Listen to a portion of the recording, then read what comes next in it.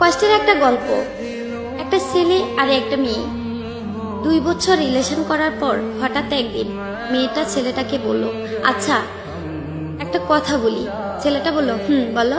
মেয়েটা বলল, রাগ করবে না তো? ছেলেটা বলল, না। মেয়েটা বলল, আমাকে ছেড়ে যাবে না তো? ছেলেটা বলল, কখনো যাব না। মেয়েটা বলল, ভুল বুঝবে না তো? ছেলেটা বলল, না, বুঝবো না। মেয়েটা বলল, জানো আমার একটা অতীত আছে। ছেলেটা বলল, কি সেটা? মেয়েটা বলল, আমাকে রেপ করা হয়েছে। ছেলেটা বলল, কি? মেয়েটা কেঁদে কেঁদে বলল, এবার তুমি আমায় খারাপ ভেবে হয়তো আমাকে ছেড়ে চলে যাবে।